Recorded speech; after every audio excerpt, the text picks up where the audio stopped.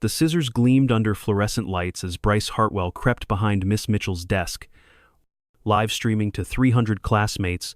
"Let's see how tough the new teacher really is," he whispered to his phone, before cutting a 6-inch slit up her pencil skirt while she wrote vocabulary words on the board. 24 students watched in stunned silence as their English teacher stood exposed, unaware that her professional dignity was being shredded for social media entertainment. But what happened in the next 90 seconds would end 3 promising athletic careers and trigger a federal investigation that rocked Millbrook Academy to its foundation, because Samantha Mitchell wasn't just another naive teacher fresh out of grad school. Hidden beneath her soft Carolina accent and gentle classroom manner was a second-degree judo black belt who'd spent 14 years learning to handle situations exactly like this. Thornfield's boys had just picked the wrong target, and their humiliation was about to go more viral than they ever imagined. I know many of you have experienced that sickening moment when bullies cross lines you never thought they'd cross. Maybe you've been in a classroom where cruelty was disguised as a prank, or witnessed someone's dignity being destroyed for entertainment. Sam's story shows what happens when victims refuse to stay silent and bullies finally face real consequences. As this unfolds, I'm curious about what you would have done in her situation. Have you ever seen harassment that went too far? And what gave you the courage to act, or the regret that you didn't? Share your thoughts as we dive into Millbrook Academy, where privilege was about to meet its match. The Blue Ridge Mountains of North Carolina had always been home to old money and older traditions. Millbrook Academy sat perched on 200 acres of pristine wilderness outside Asheville, its Georgian brick buildings and manicured lawns, serving families whose names appeared on hospital wings and university libraries across the South.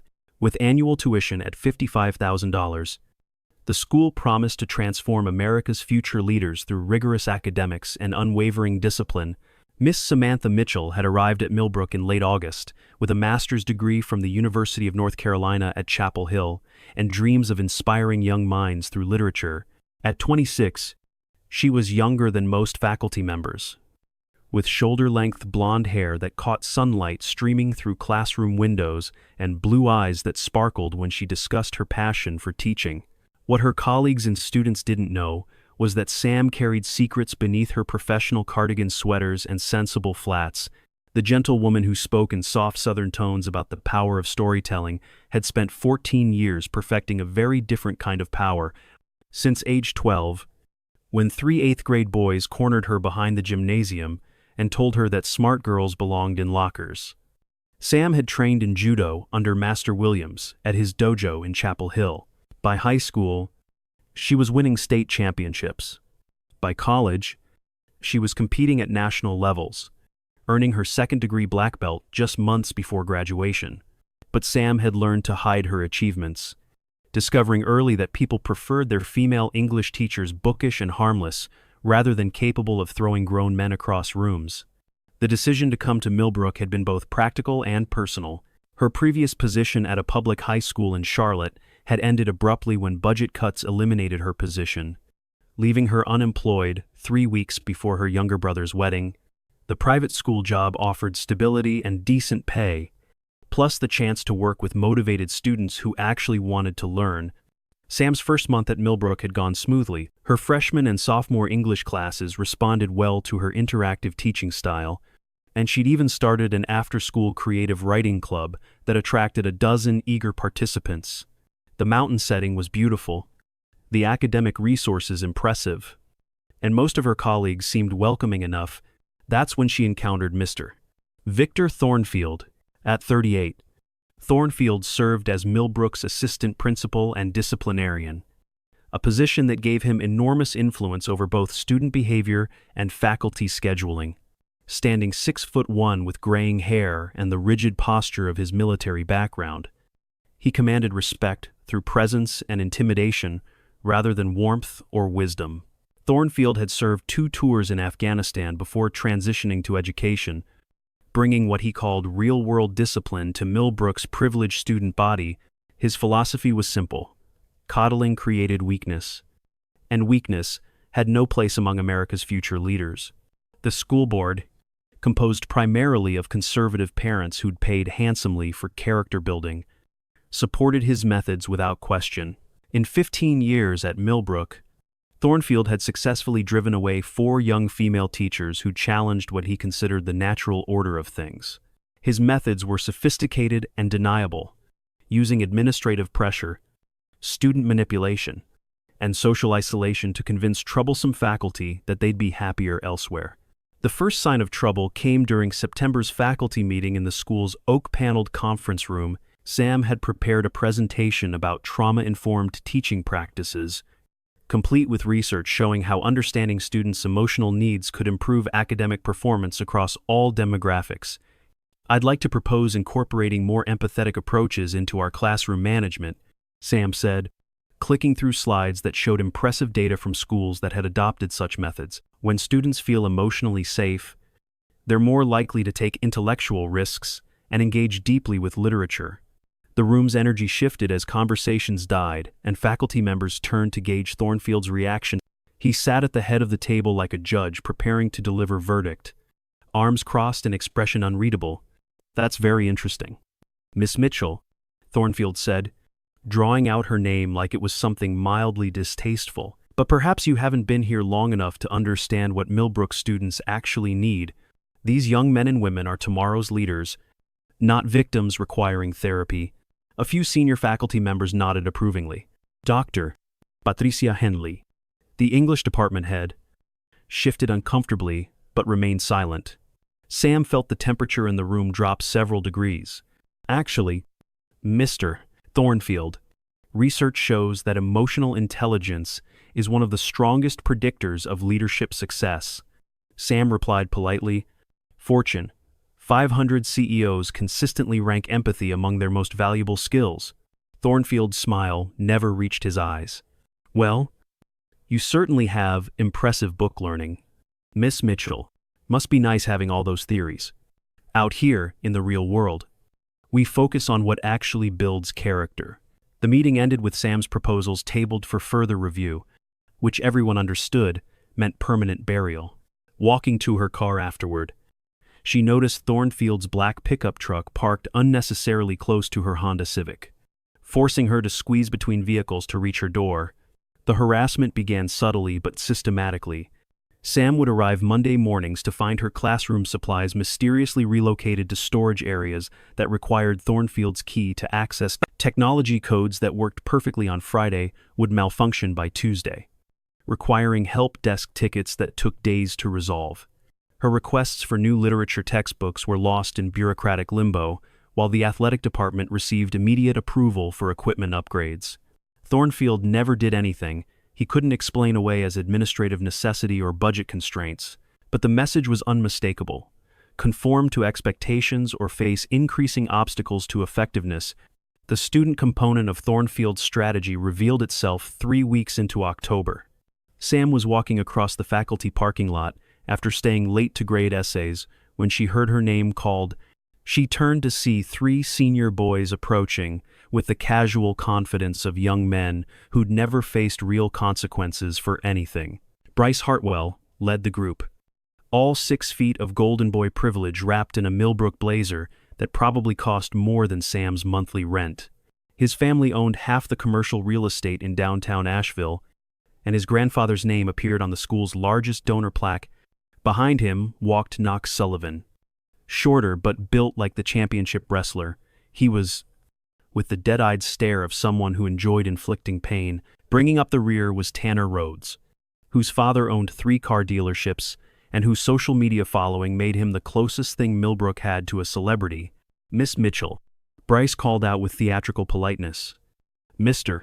Thornfield mentioned you think our traditional discipline methods are," what was the word? "Traumatic?"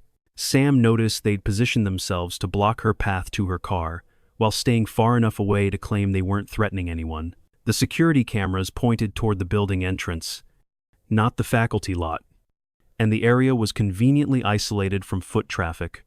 "I think all students benefit from supportive learning environments," Sam replied evenly, shifting her bag to keep both hands free. 14 years of judo training had taught her to read situations and assess threats automatically. "Supportive," Knox repeated with a laugh. "That's one way to put it. My dad calls it the wussification of American youth." Tanner had his phone out, casually recording their conversation from an angle that would make it look spontaneous rather than planned. "Miss Mitchell, do you really think guys like us need emotional support? We're not exactly the crying type." Sam felt the familiar alertness that came before sparring matches, her body automatically shifting into better balance. The movement was subtle enough that the boys didn't notice, but her weight was now distributed properly, and her center of gravity lowered. "Strength comes in many forms," she said quietly. "Now, if you'll excuse me, I need to get home." "Home to what?" Tanner laughed. "Still filming. Your cats? Your romance novels? Bet you spend your evenings grading papers and eating ice cream?" "Dude, be nice," Bryce said with fake concern. "Miss Mitchell's probably just lonely. Maybe if she acted more like a woman instead of trying to be so intellectual, someone might actually be interested."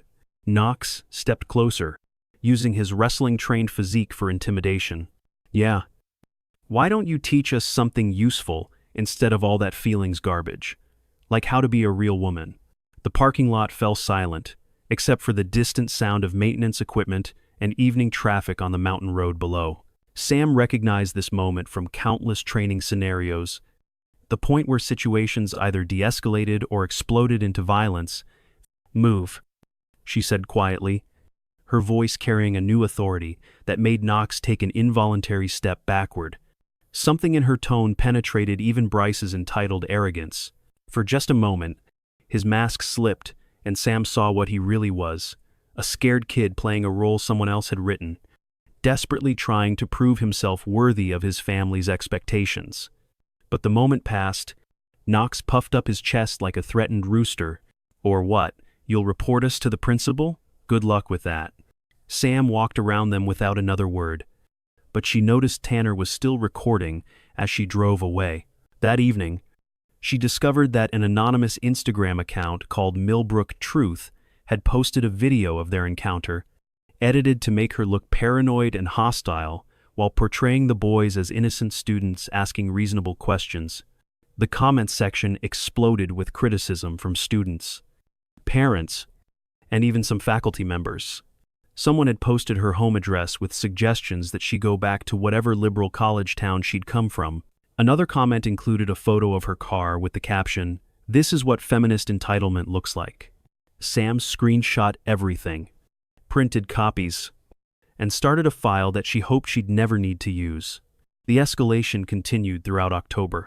Thornfield began conducting daily dress code evaluations that somehow only applied to Sam, publicly critiquing professional outfits that had never caused problems before.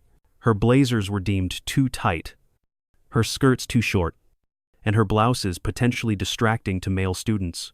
During one particularly humiliating morning inspection, Thornfield forced Sam to borrow a baggy sweater from the lost and found box, claiming her fitted cardigan violated the faculty handbook's professional appearance standards.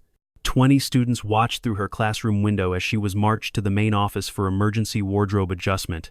Millbrook Academy maintains the highest standards, Thornfield announced loudly enough for neighboring classrooms to hear.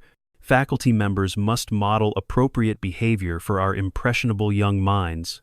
Sam documented every incident meticulously, noting times, witnesses, and exact quotes.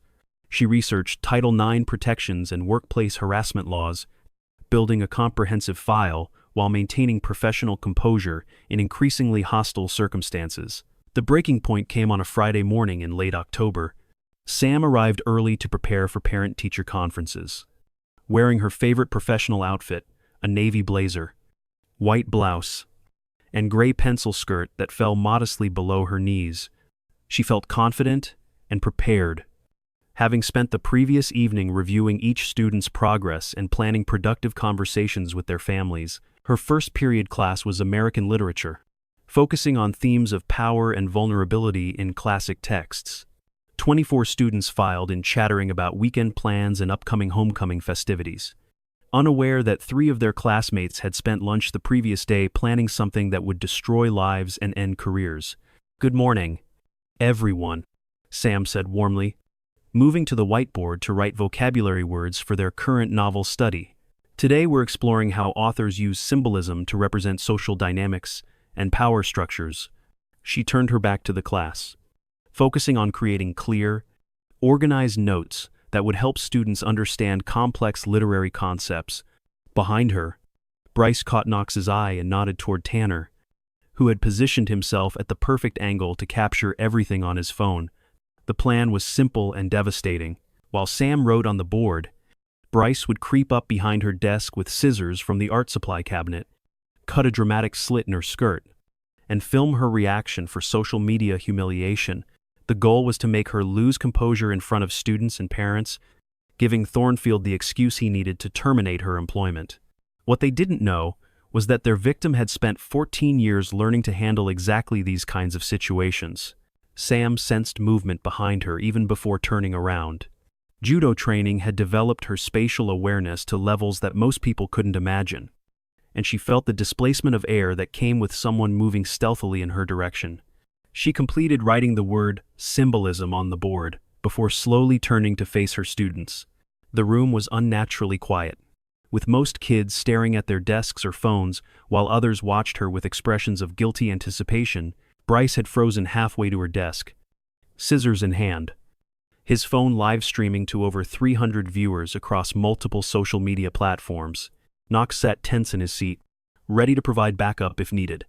Tanner filmed from the back corner, capturing multiple angles of what they expected to be complete humiliation. But Sam's reaction wasn't what they'd planned for. Instead of shock or tears, her face showed the calm focus of someone who'd faced real threats and emerged victorious. Her stance shifted slightly, weight balanced and hands loose at her sides. 14 years of training preparing her body for whatever came next. "Mr. Hartwell," she said quietly, her voice carrying across the silent classroom like a blade. "I believe you have something to discuss with me." The authority in her tone stopped Bryce cold. This wasn't the reaction of a victim. This was the response of someone who held cards he didn't know existed. Knox started to rise from his seat, but Sam's attention moved to him with laser focus. "Mr. Sullivan, please remain seated. This conversation involves all three of you." Tanner's phone continued recording, but his hands had started shaking as he realized something had gone terribly wrong with their carefully planned humiliation. Sam took a step toward Bryce, her movement fluid and controlled. "Those scissors belong to the art department. Please return them to their proper location." "I was just," Bryce stammered, his confidence evaporating under her steady gaze. "You were just what?" Sam asked. Taking another step, preparing to assault a faculty member while live streaming to social media, documenting evidence of premeditated harassment, creating video evidence of conspiracy to commit a federal crime. The words hit the room like physical blows. Several students gasped audibly, and Maria Castellanos, a quiet Latina girl who'd been watching the scene unfold with growing horror, pulled out her own phone to document what was happening. "It was just supposed to be a prank," Knox said weakly, his wrestler's bravado crumbling. Sam's laugh was soft, but somehow more frightening than any scream would have been. "A prank, Mr. Sullivan? Cutting a woman's clothing without consent is sexual assault. Filming it for distribution is creation of humiliation, pornography. Conspiracy to commit both crimes elevates this to federal jurisdiction." The silence in the room was deafening. Bryce's live stream chat was exploding with comments as viewers realized they were watching a crime unfold in real time. Someone had already called the police. Another viewer was contacting the FBI's cybercrimes division. A third was forwarding everything to the school administration. "Now," Sam said, extending her hand toward Bryce, "you're going to give me those scissors. Delete everything you've recorded, and sit down while we wait for security to sort this out." Bryce looked around desperately, seeking escape or support that no longer existed. Knox was staring at his hands, finally understanding that their harmless prank had just destroyed his wrestling career and any chance of college scholarships. Tanner had gone completely pale, his phone recording evidence that would follow him for the rest of his life. "Or," Bryce said, trying to salvage some control from the situation, "we could just pretend this never happened. Nobody got hurt, right?" Sam's smile was perfectly professional and absolutely terrifying. "Mr. Hartwell, I've been documenting harassment incidents for 6 weeks. Your assault attempt is simply the culmination of a systematic campaign that's been recorded, witnessed, and reported to appropriate authorities. She pulled out her own phone, showing a screen full of files, photos, and video clips.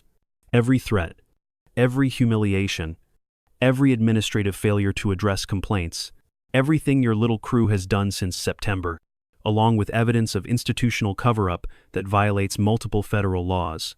The classroom door opened as Dr. Angela Washington, the school counselor, stepped inside with 2 security guards. She'd been monitoring the situation since a concerned student texted her about something happening in Miss Mitchell's room. Miss Mitchell. Doctor, Washington said calmly, is everything under control here? Sam nodded toward the 3 boys, who were now huddled together like cornered animals. We have a situation that requires immediate administrative and legal intervention. These students just committed sexual assault while live streaming to social media, with over 300 witnesses recording everything. Bryce made one last desperate attempt to seize control. She's lying. It was just a joke. Look, nobody even got hurt. That's when Sam decided to show him exactly how wrong he was about nobody getting hurt. She's lying. It was just a joke. Look, nobody even got hurt. Bryce's voice cracked with desperation as he waved the scissors for emphasis. That's when Sam decided to demonstrate exactly how much someone could get hurt when they underestimated a second-degree judo black belt. Bryce's aggressive gesture brought the scissors within striking distance, and 14 years of training took over. Sam's response was swift, precise, and devastatingly effective. She stepped into the attack using a classic Irami movement, caught Bryce's wrist with a perfect grip, and executed a textbook Ippon Seoi Nagia one-arm shoulder throw that sent the 6-foot teenager flying across 3 rows of desks. The crash was spectacular. Bryce landed hard among scattered chairs and spilled backpacks, the scissors skittering safely across the floor as 24 students watched in stunned silence. Before Knox could react to help his friend, Sam had already pivoted and caught him mid-rise with a beautiful ogoshi hip throw that deposited him firmly on his backside next to the pencil sharpener. The entire sequence took exactly 8 seconds. When the dust settled, 2 of Millbrook Academy's most feared bullies lay groaning among overturned furniture, while their intended victim stood calmly straightening her blazer. Class, Sam said in the same gentle tone she used to discuss Shakespeare, today's lesson is about consequences in both literature and life. Mr. Hartwell just learned that actions have immediate and lasting results. Mr. Sullivan discovered that supporting assault makes you equally responsible for the outcome. She turned to Tanner, who had dropped his phone and was backing against the classroom wall with wide insatiation, terrified eyes. Mr. Rhodes, you've been documenting evidence of your own conspiracy to commit federal crimes. The internet is forever. Gentlemen, I suggest you remember that in your future decision-making. Dr. Washington stepped forward, to her expression a mixture of amazement and professional concern. As an African-American educator who'd faced her own share of workplace harassment, she recognized both the skill and necessity of Sam's response. Miss Mitchell, she said carefully, are you injured? Not at all, Sam replied, pulling out her phone to stop the recording she'd been making since the boys entered her classroom. However, these 3 students just committed sexual assault, conspiracy to humiliate faculty, and live-streamed evidence of their crimes to hundreds of witnesses. Security guard James Morrisona, former police officer who'd seen his share of violence, stared at the scene with grudging respect. 2 athletic teenage boys were struggling to stand, while a small blonde teacher who looked like she should be organizing bake sales had clearly just handled them with professional-level combat skills. Ma'am, Morrison said slowly, exactly what kind of training do you have? Sam's smile was perfectly sweet and absolutely terrifying. 14 years of judo. Mr. Morrison, second-degree black belt. I believe in proportional response to physical threats. The classroom erupted as students pulled out phones to record the aftermath, post updates to social media, and text friends about the incredible scene they'd just witnessed. Maria Castellanos was live streaming on Instagram, her commentary already attracting hundreds of viewers who were sharing the footage across multiple platforms. Oh my God, You guys? Maria whispered into her phone. Miss Mitchell just threw Bryce Hartwell across the entire classroom. She's like a secret ninja or something. The bullies finally messed with the wrong person. Within minutes, Millbrook Justice was trending on TikTok, Twitter, and Instagram as students shared videos from multiple angles. The original footage of the assault attempt had already been downloaded and preserved by dozens of viewers before Bryce could delete it. Creating a permanent digital record of the entire incident, Thornfield burst through the classroom door expecting to find Sam in tears, and the three boys triumphant. Instead, he discovered his carefully orchestrated humiliation campaign had backfired spectacularly. The woman he'd been systematically harassing was standing calmly beside two of his favorite students, who were struggling to untangle themselves from overturned furniture. What the hell happened here? Thornfield demanded, his military bearing evident as he surveyed the destruction. Sam turned to face him with the same composed expression she'd maintained throughout the entire confrontation. Sexual assault, harassment, conspiracy, and assault on a faculty member. Mr. Thornfield, all documented and witnessed by multiple parties. That's impossible, Thornfield said automatically. These boys would never what? Sam interrupted, holding up her phone. Attack a female teacher with scissors while live streaming to social media? I have video evidence of the entire incident, along with documentation of 6 weeks of systematic harassment that you've either ignored or actively encouraged. Dr. Washington stepped forward with the authority of someone who dealt with similar situations before. Mr. Thornfield, we need to contact the police immediately. This is a criminal matter that requires official investigation. Now hold on, Thornfield said, his voice taking on the reasonable tone he used when managing scandals. There's no need to involve outside authorities. I'm sure this is just a misunderstanding between students and faculty that we can resolve internally. Sam's laugh was soft but filled with steel. Mr. Thornfield, attempted sexual assault is a felony. Conspiracy to commit harassment is a federal crime when it involves educational institutions. This isn't going away quietly. She gestured to the students who were still recording and posting videos online. In case you haven't noticed, this is already viral. The FBI Cybercrimes Division monitors social media for exactly these kinds of incidents. They'll be here whether you call them or not. As if summoned by her words, sirens began wailing in the distance. Someone, probably one of the hundreds of people watching the live stream had already contacted law enforcement. The sound grew louder as police cars wound up the mountain road toward Millbrook Academy. Principal Doctor Margaret Hartfield, Bryce's aunt and the school's chief administrator, arrived in the classroom just as her nephew was finally getting back to his feet. She took in the scene with the practiced eye of someone who'd spent 20 years managing crisis situations at elite institutions. Miss Mitchell, Dr. Hartfield said carefully, I understand there's been some kind of incident. Perhaps we should discuss this privately before involving outside agencies. Sam recognized the administrative strategy immediately: minimize, control the narrative, and protect the institution's reputation above all else. It was exactly what she'd expected from a school that had systematically ignored harassment complaints for years. Dr. Hartfield, Sam replied politely, your nephew just attempted to sexually assault me while live streaming to social media. Mr. Sullivan and Mr. Rhodes participated in a conspiracy that violated multiple federal laws. This is beyond the scope of internal discipline. The sound of vehicles in the parking lot grew louder. Through the classroom windows, they could see police cars, an FBI vehicle, and what appeared to be news vans pulling into the faculty lot. The story was already spreading beyond Millbrook's carefully controlled environment. Bryce looked desperately between his aunt and his victims, finally understanding that his family's money and connections might not be enough to save him this time. Aunt Margaret, it was just supposed to be a prank. We didn't mean for anyone to get hurt. Nobody got hurt because I stopped you, Sam said firmly, but let's examine what you actually did accomplish. She pulled up her phone and began reading from a prepared list. Attempted sexual assault, documented on multiple recordings. Conspiracy to humiliate faculty captured on your own live stream. Evidence of systematic harassment spanning 6 weeks. Proof of administrative failure to respond to formal complaints. And all of it preserved in digital formats that will follow you for the rest of your lives. Knox finally spoke up, his voice barely above a whisper. My wrestling scholarship is gone. Sam confirmed.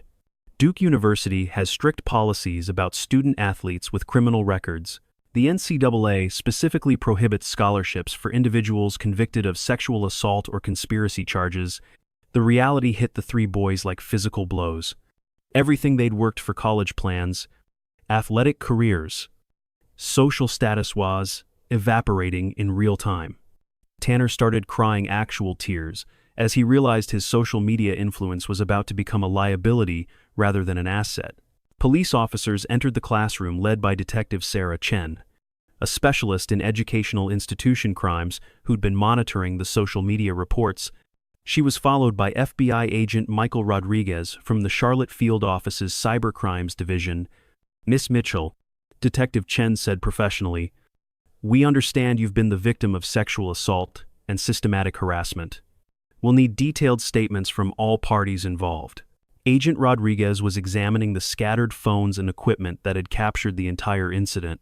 We're also investigating potential federal crimes related to conspiracy, harassment in educational settings, and creation of humiliation content involving faculty members.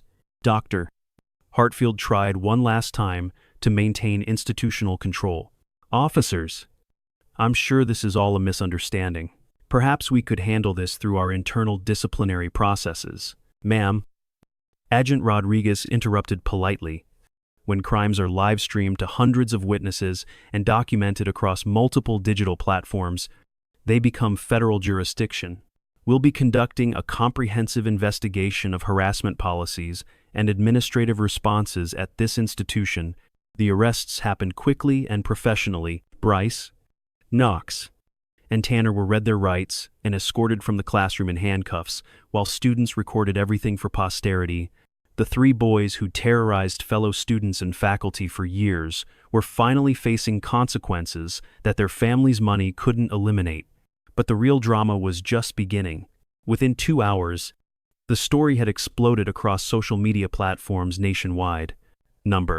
Millbrook Justice became the top trending hashtag on Twitter, as millions of people shared videos of Sam's perfect judo throws and aftermath. The original footage of the assault attempt had been viewed over 1 million times, with comments ranging from outrage at the boy's behavior to admiration for Sam's response. News outlets picked up the story faster than Millbrook's crisis management team could respond. CNN ran a segment titled "Teacher Fights Back When Harassment Goes Too Far." Fox News debated whether Sam's response was proportional or excessive.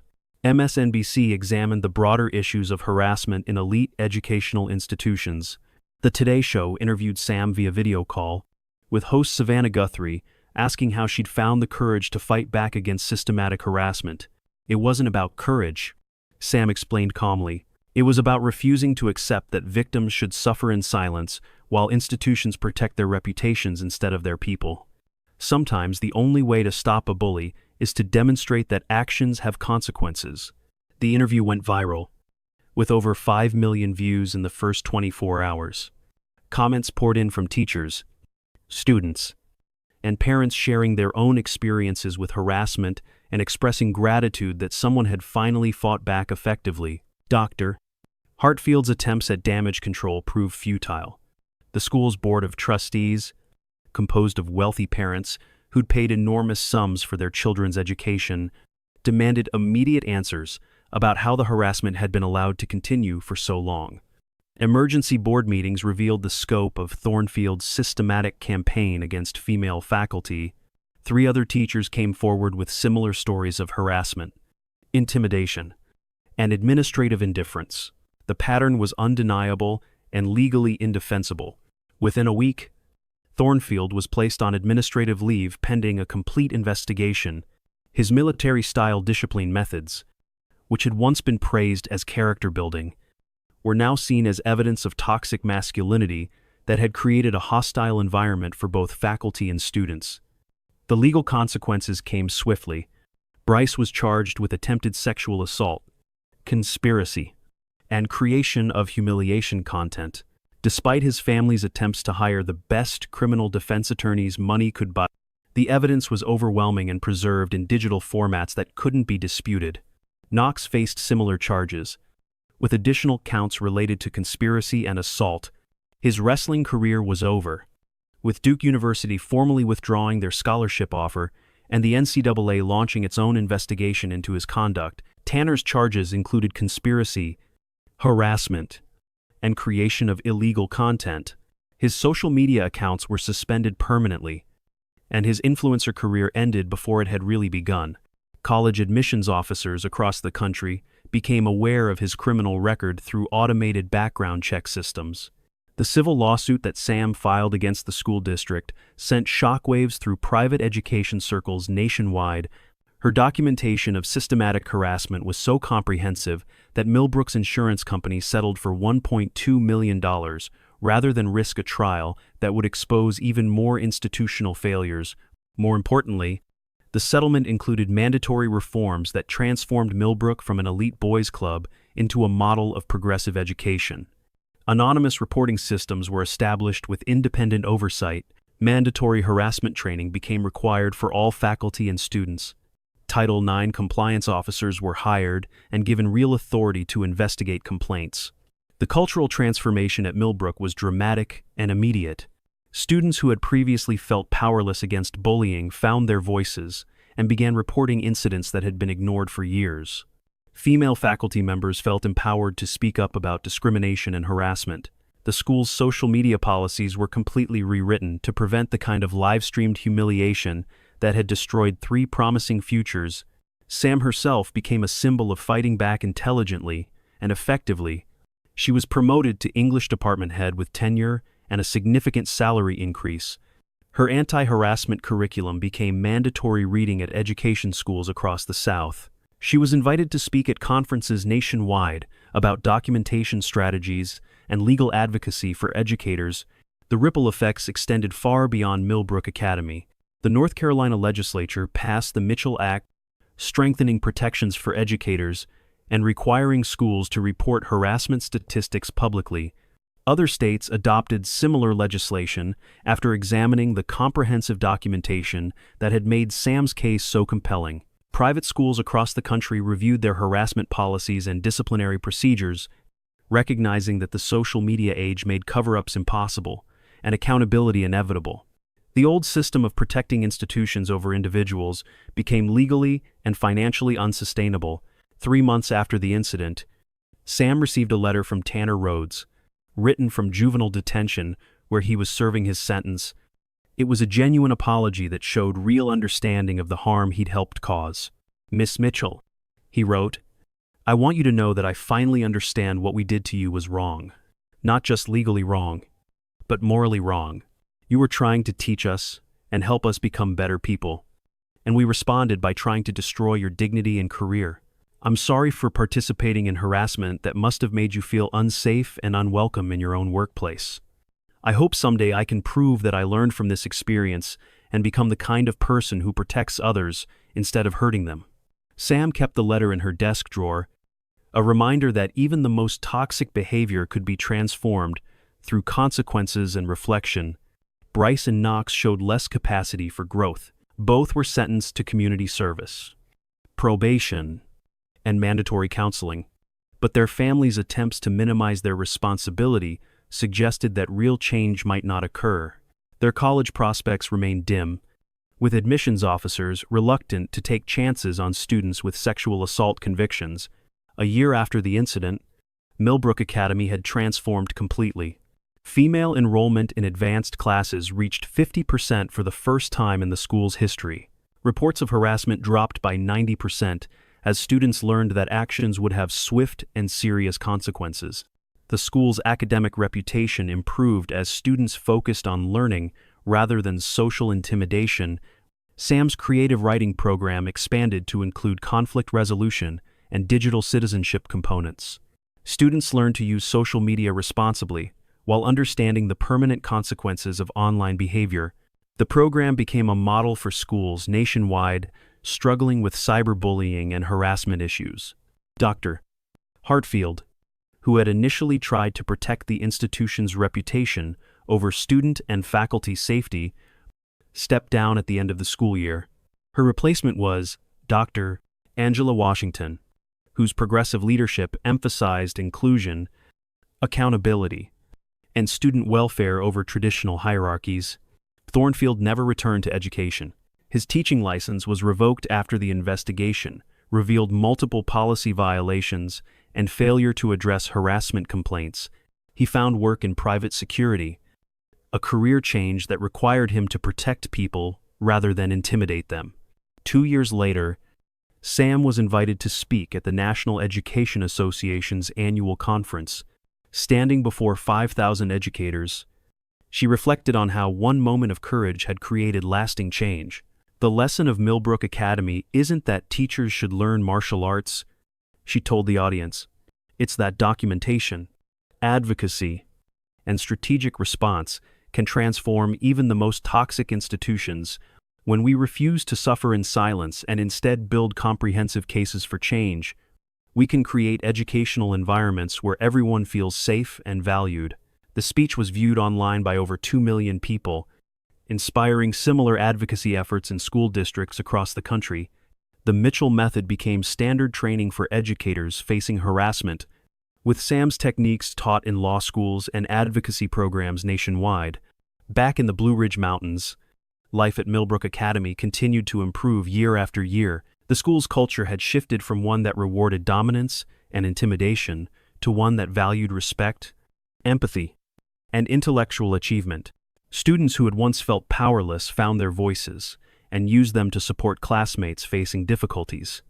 Maria Castellanos, who had documented the original incident and become a student advocate, received early admission to Princeton University with plans to study law and education policy. In her admissions essay, she wrote about learning courage from a teacher who refused to be a victim.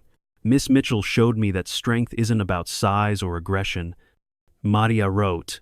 It's about having the wisdom to document injustice, the courage to speak truth to power, and the skills to protect yourself and others when necessary. She taught me that one person standing up can inspire others to find their voices too. Sam kept that essay framed in her office, alongside letters from dozens of other students whose lives had been changed by witnessing someone fight back effectively against harassment and intimidation. The transformation extended far beyond Millbrook's mountain campus. Within 18 months of the incident, Sam found herself at the center of a nationwide movement she'd never intended to start. The Department of Education's Office for Civil Rights began using the Millbrook case as a template for investigating harassment complaints at private institutions across the country. Dr. Jennifer Walsh, superintendent of the Charlotte-Mecklenburg School District, invited Sam to design comprehensive anti-harassment training for over 15,000 faculty members. The program, which combined legal education with practical documentation techniques, became so effective that it was adopted by school districts in 12 states within 2 years. Sam Mitchell didn't just fight back against her harassers. Dr. Walsh explained to a packed auditorium of educators, she created a blueprint that shows every victim how to build an unassailable case for justice. Her methods work because they're systematic, legal, and focused on institutional change rather than personal revenge. The ripple effects reached into corporate America as well. Several Fortune 500 companies hired Sam as a consultant to develop workplace harassment prevention programs. Her emphasis on documentation, early intervention, and cultural transformation proved equally effective in boardrooms and factory floors. Perhaps most significantly, Sam's story inspired the creation of the Mitchell Foundation, a nonprofit organization that provided legal support and advocacy training to educators facing harassment, funded by her settlement money and donations from supporters worldwide. The foundation helped over 300 teachers document and successfully challenge harassment in their workplaces. Knox Sullivan's transformation became an unexpected element of the story's long-term impact. After serving his sentence and completing mandatory counseling, he enrolled at a community college and began studying social work. His experience as both perpetrator and reformed individual gave him unique insight into the psychology of harassment and bullying, I spent years believing that strength meant dominating others. Knox wrote in a letter to Sam 3 years after the incident, "Your response taught me that real strength means protecting people, especially those who can't protect themselves. I'm working toward becoming a counselor for at-risk youth, because I understand how toxic masculinity destroys lives, including the lives of the people who practice it." Knox's journey from bully to advocate became part of Sam's presentations, demonstrating that even the most problematic individuals could transform when faced with appropriate consequences and support. His story offered hope that cycles of harassment could be broken through intervention rather than simply punishment. The legal precedent established by Sam's case influenced federal policy as well. The Title IX Accountability Act of 2023 specifically cited the Millbrook incident in its requirements for educational institutions to maintain transparent reporting systems and respond to harassment complaints within strictly defined timelines. Senator Patricia Martinez of California, who sponsored the legislation, credited Sam's comprehensive documentation with proving that systematic harassment was both preventable and prosecutable. Ms. Mitchell's case shows us that victims don't have to suffer in silence. Martinez stated during floor debates, "When institutions fail to protect their people, federal intervention becomes necessary and justified." The international impact surprised everyone, including Sam herself. Education ministers from Canada, the United Kingdom, and Australia reached out for consultations about implementing similar accountability measures in their countries. Sam's techniques were translated into multiple languages and adapted for different legal systems. A documentary titled "The Teacher Who Fought Back" premiered at the Sundance Film Festival and was subsequently distributed to educational institutions worldwide. The film followed Sam's journey from victim to advocate while examining the broader cultural shifts necessary to eliminate harassment from educational environments. The documentary's most powerful moment came when Sam demonstrated her judo techniques to a group of young teachers, explaining that physical skills were secondary to mental preparation and legal knowledge. "The real weapon isn't the throw," she told them, moving through the same motions that had ended 3 careers at Millbrook. "It's the documentation, the witnesses, and the courage to stand up when institutions fail you." That clip became the most shared segment online, viewed over 10 million times across platforms. Comments poured in from educators worldwide who thanked Sam for showing them that victims could become victors through intelligence, preparation, and strategic action rather than silence or revenge. Most importantly, the changes at Millbrook Academy proved sustainable over time. Annual surveys showed consistently high levels of student satisfaction, faculty retention, and academic achievement. The school's transformation from a toxic environment to a model institution demonstrated that cultural change was possible even in the most traditional settings. 5 years after the incident, Sam was named North Carolina's Teacher of the Year. During her acceptance speech, she spoke about the importance of creating educational environments where all students could pursue excellence without fear. "Every student deserves to learn in safety," she said. "Every educator deserves to work without harassment. When we document problems systematically and respond strategically, we can transform toxic cultures into supportive communities where everyone thrives."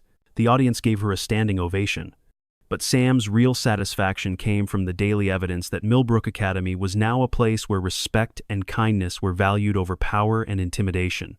The shy young teacher who had arrived in the mountains with dreams of inspiring students through literature had become a national symbol of how victims could become advocates and create lasting change. Her story proved that, with the right combination of preparation, documentation, and courage, even the most entrenched systems of harassment and intimidation could be transformed. Sometimes the quietest voices carry the most devastating power, sometimes the gentlest teachers pack the most effective punch, and sometimes, in elite academies, where tradition runs deep and change comes slowly. One woman with a second-degree black belt and a comprehensive understanding of federal law can transform everything. Sam Mitchell had shown the world that fighting back works when it's done intelligently, legally, and with unwavering determination to create a better environment for everyone. The scissors that had been intended to destroy her dignity had instead cut away the toxic culture that had infected Millbrook Academy for generations, leaving behind an institution committed to excellence, respect, and the radical idea that every person deserves to learn and work without fear. That was the real lesson of the girl who learned judo to protect herself from bullies and grew into a woman who used those same skills to protect entire communities from institutional harassment. In the end, Bryce Hartwell had been right about one thing.